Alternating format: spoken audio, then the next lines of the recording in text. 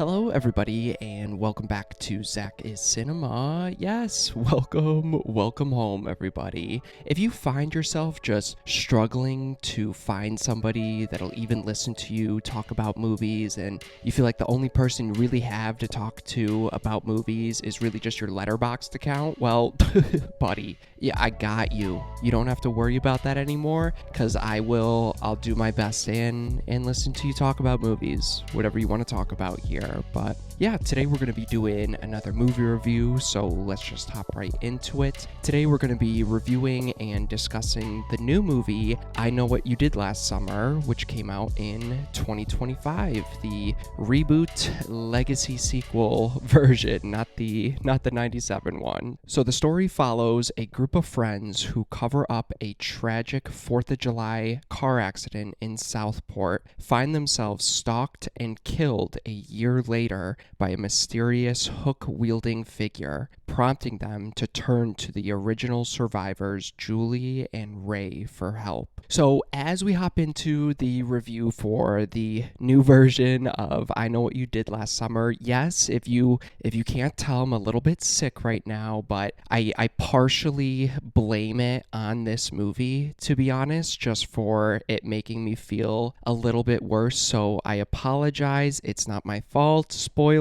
I think it was this shitty movie's fault for making me feel a little bit more ill than usual here. I'm a little nasally, so I do apologize about that. But on the channel, we just reviewed the original I Know What You Did Last Summer, which came out in 1997. So if you're interested in my thoughts on that, go check that out. With this one, I wasn't really sure because the trailers just didn't do anything for me. It just looked like a legacy sequel coming out years later than it really should have, and it just looked a by the numbers kind of legacy slasher sequel. But I wanted to check it out. I do like horror, I do like slasher movies, so I thought, hey, maybe this might be kind of interesting here. So those were kind of my expectations going in with this movie here. So yeah, let's jump into the review section for this movie, and this will be a spoiler review. Honestly, more of a rant than a review. Spoilers, I did not like this movie, but let's jump into it here. Let's start with the positives, or the couple of things that I enjoyed about this movie. And I would say with all my reviews in any movie, I try to find something that I did enjoy about the movie. I feel like with even terrible movies, there's at least something that you could pull from it, saying like, okay, it did this pretty good, or this was fine. Usually there's some elements that I could find positives with majority of movies, but I would say with this one, it was honestly pretty fucking hard to find pretty much anything that I really enjoyed about it. At least for me, I think they made the fisherman hook-wielding slasher killer at least a little bit more intimidating, and I liked his look a little bit better. The fisherman look is kind of interesting, and I think in this movie, they do a little bit better job at presenting his slick suit. It looks a little bit cooler. I like how they shoot him from down low to make him seem taller and at least a little bit more intimidating, and I think he comes off a little less cheesy than he did in the original, and I think he stands out a little bit more as this killer. Even though overall as well, I think I was pretty disappointed with the kills and level of gore. I would say this is significantly more gory than the original. Nothing crazy or over the top or really any creative kills like I was hoping for, but with this one you do get some more gore. There's a little bit different ways the killer kind of kills people. It's definitely a little bit more gory than the first one, so I did at least enjoy that aspect here. And just a heads up, I forgot to mention this, I've not seen any of the other sequels, so just keep that in mind as we're talking and ranting here a little bit. Unfortunately, that's about it that I have for positives. I'm sure there's other aspects flags, especially if you're big fans of this franchise or the other movies in this series. I'm sure there's more that appeals to fans of this, but to me, really just the look of him and how they do a little bit more with the killings and gore here is pretty much the positives that I took away from this. So yeah, let's jump into the negatives or the things that I just didn't really like about this movie. And like I said in the beginning, this isn't so much a review, more of just a rant and frustration with this movie. I didn't even have high hopes with this, but I was still severely let down and just frustrated with this. And again, similar to the original, I think the group of characters we get are just so unlikable in this movie. And I think this movie really struggles to have at least one person kind of stand out or that you latch onto for your final girl or final character in this movie. You get a similar setup with 4 main characters in this movie, just like in the original. But in this movie, you got Danica, Ava, Milo, Teddy, and Stevie. So I guess there's 5. I miscounted. There's 5 in this one, so they try to switch it up a little bit, I guess. But just like the original, there's none that I really latched onto, and I think this one does a significantly worse job than the original. They all just kind of come off as douchey, popular kids that haunt my nightmares pretty much and remind me of high school days. So that was pretty frustrating and disappointing. And I think all the characters and just writing in this movie is god awful. There's one scene that stood out to me. You see it in the trailer when Danica's fiance is first killed with that fisherman gun harpoon thingy. It's a neat scene, and like I said, showing a little bit more gore here. But then later on, when her friend Ava is trying to console her and comfort her, Danica says something so stupid, something along the lines of, oh, like she's all sad. She's like, oh, when your fiance's killed, but you still have time and energy to do your skincare routine. Something like that, which I was like, oh my God, like, did you just run popular TikToks through ChatGPT to write this script? That's how a lot of the characters feel to me, unfortunately. And then to continue off that poor writing at the end when everything's kind of wrapped up, I believe it was Ava talking with Danica at the end because they're the last 2 survivors, and Ava says something like, oh man, all of this could have just been avoided if just men went to therapy. We'll get into it here, but one of the killers is a girl, so that line's just so stupid. And it's like she totally forgets that it was her and her friend's fault that somebody died at the beginning accident because of them. So it's just like avoiding all the blame. Again, just a lot of unlikable characters here. And I think my biggest positive with the original is that really interesting, inciting incident that is a crazy accident that you could see something like that happening because it was just a complete accident of them accidentally hitting somebody. But the inciting incident in this movie, I think, is awful. It's pretty much the same as the first one. You know, you get your group of friends, they're driving around, kind of fucking around, but in this version, they park their car in the middle of this twisty road right around a bend to watch these fireworks. And then I believe the character of Teddy and a couple of the other ones are just like fucking around in the middle of the road here. And Teddy at one point is just like antagonizing oncoming cars, like, yeah, come on, he'll stop, like trying to like act cool or something. And then he's fucking with like another car and it like swerves to avoid him, and that's what kind of sets him off the road and kills this driver. So already it just sets up these characters as completely unlikable. And like I said, the original kind of struggled with that as well, but you at least had I believe the character of Julie at least a little bit more likable as she kind of goes against the group there when they're deciding what to do. With this inciting incident, it's completely avoidable and they just all come off as terrible. Like, he's just fucking around with cars and I'm like, dude, like, what are you doing? This was just one of the accidents that happened because douchey characters are acting so stupid that it just makes me not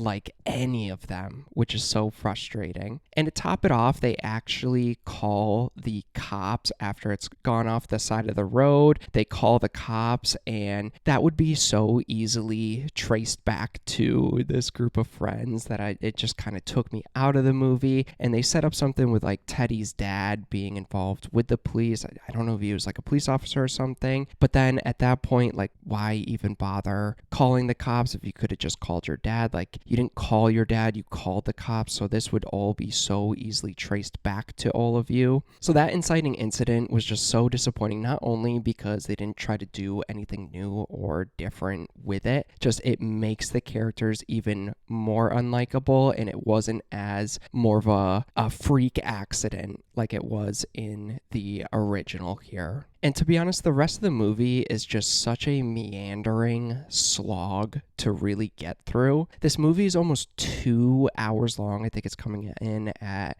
an hour and 51 minutes, where it could easily, there's like at least 20 to 25 minutes they could have trimmed off of this movie. And in the original, I really liked how it wasn't necessarily your traditional slasher. It was more of this revenge mystery aspect in the movie, where it's a whodunit, but not in the traditional slasher sense, if that makes sense. And in this movie, they just don't really do anything with the mystery. Like, they're not really investigating anything or discovering or unraveling anything. Just characters, you know, they get the note, I know what you did last summer, and they just kind of go around saying, oh, who could this be? Who's fucking with us? I don't know who did this. Characters get picked off, and then they all like come together as friends saying, oh my god, this is awful, this is terrible, I don't know what to do. Another character gets picked off, oh my god, this is terrible, I don't know what to do. There's no real like mystery or investigation to this movie. It's just kind of nothing. And the only investigating these group of characters really do is at one point they go to a car pound to try and get the car info of whose vehicle fell off during that night of the accident. They find out that the car was registered to some creepy priest that is in their local town of Southport. And then they really don't do much with that information. Instead, except they just go to talk to the priest and try to find out a little bit more. And that really just doesn't lead to anything. It doesn't lead to the revelation. And we'll get into it here, but the revelation just kind of happens because it's going into the third act, and they just kind of reveal to the characters, reveal to the audience of what's really going on. There's nothing really being discovered by this group of characters, which was frustrating as well. But oh my god, to me, the way they handle these legacy characters is just cliche and embarrassing, and nothing, they don't really do anything with these characters of Jennifer Love Hewitt and Freddie Prinze Jr.'s character. This movie feels like it's a couple years too late. Like, it should have came out around that Halloween 2018 time, but by this time it just feels like, oh my god, we're still doing this again. I've seen this before many times. And with our legacy characters, they really just don't get much to do. We'll get into Freddie Prinze Jr.'s, but at least Jennifer Love Hewitt, she just kind of shows up, vomits some exposition and advice to our new group of characters. At one point, I think it is Ava and Danica's character finds Jennifer Love Hewitt's character, and they're talking to her at the college that she teaches at, and they're explaining what happened. And then Jennifer Love Hewitt like turns around and she's like, I just have one question for you. What did you do last summer? And then it like cuts to the next scene. I'm like, oh my god. Like, it just like trailer sound bites is how these characters are written, just so we could have more names on the poster. That's really what it felt like. A twist in movies like this can really save it and make it significantly better, but these twists and turns are god fucking awful. In the beginning, our four main group of friends here at this party going on, they see one of their old friends with the character's name of Stevie, and we find out through exposition that they used to be friends with Stevie, but kind of pushed her to the side because she had a drug problem, went to rehab. They just kind of went their separate ways. Again, not doing much to make our characters very likable. It's kind of a fucked up reason to ditch your friend, but whatever. they set this up to where Stevie's no longer friends with them, and she's like, oh God, these people, they don't talk to me anymore. And I'm like, oh, okay, like that's a pretty obvious red herring right there. They're setting that character up as the red herring. That's way too obvious. So I just like disregarded that when I was watching it in the beginning. I'm like, okay, it's not her, but let's see how this plays out. But at the end, it's revealed that she is the main killer. Stevie is. And I'm like, no fucking way. I predicted that within the first 5 minutes, and I'm awful at predicting things. I thought it was a pretty obvious red herring, if anything. And Stevie's motivation, again, is what was exposition to us. She's getting revenge on these groups of characters that ditched her, because they're no longer friends. And then we also find out because the dude that they ran off the road in the beginning when they were fucking around in the middle of the road was one of Stevie's friends from rehab coming to the town of Southport to check up on her. And that is part of her revenge. So she decides a year later to murder her group of friends, or her ex-friends. And I'm like, oh my God, that is the lamest, most flimsy motivation I think I've ever seen play out in a slasher movie. And that motivation does not work because Stevie was there in the beginning accident and part of that inciting incident and decided to leave that dude down there. And then I guess goes on this revenge quest because she finds out it was someone that she knew. I'm like, bitch, you were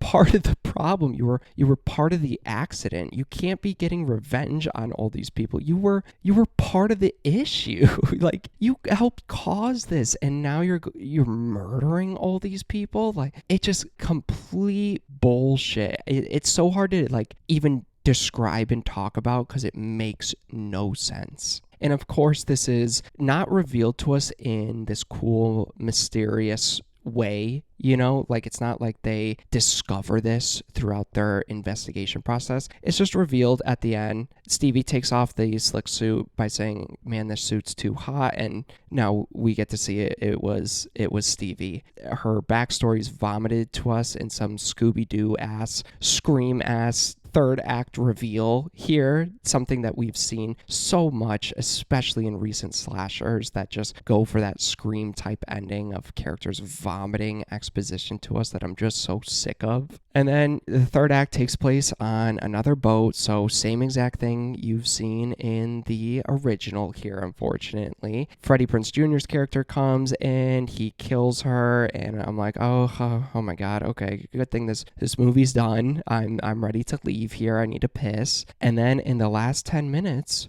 guys, we also find out that fucking Freddie Prinze Jr.'s character is also one of the killers, because of course, ever since Scream, we have to have two killers in our slasher movie, something that has been done to fucking death at this point. And when I first saw this, I was like, oh my God, like this reveal kind of offended me after kind of enjoying the first one, really enjoying how it kind of all played out and everything. But I'm like, oh my God, I can't imagine fans of the original series and really like big fans of it, how offended they would be at just destroying a legacy character like this. And we find out his motivation was that the local town of Southport tried to move on from that original summer in 1997 and forget about what happened to those characters and kind of just disregard them a little bit. So he wanted to go on this mission with Stevie to help the town to remember and inflict revenge on the town. But that makes no sense at all and just kind of ruins the character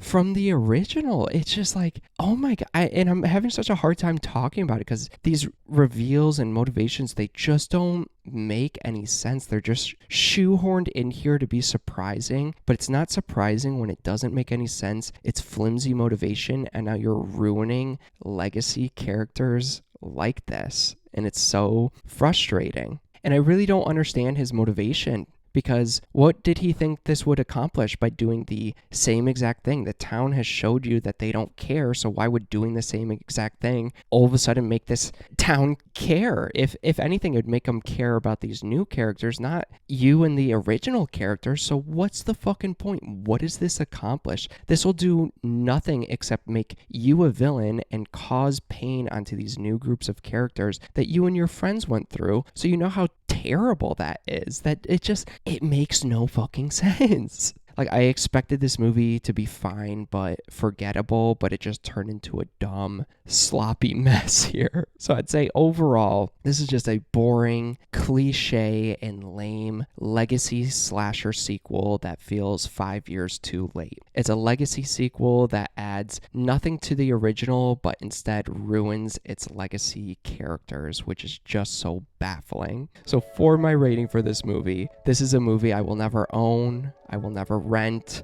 I will never stream, I will never illegally download or torrent this movie because I will never watch this movie again here. But you guys have my thoughts on the I Know What You Did Last Summer, the new one, the 2025 version. Please, I'm curious to hear everybody's thoughts and feelings around this movie. What did you think of it? If you're a bigger fan of the original series, let me know if this worked a little bit better for you. Maybe there's something in the sequels that I missed out on that explains more Freddie Prinze Jr.'s character here. I don't know. Maybe I missed something. Maybe I'm way off base here. Let me know what you think. Would you like to see a sequel? Because there's an after credit scene for this too. So would you like to see a continuation of this? I'd love to hear your thoughts and feelings below here. But you guys have my thoughts here. I appreciate anybody watching. So thank you so much. And yeah, look forward to more ZakIsCinema coming very soon.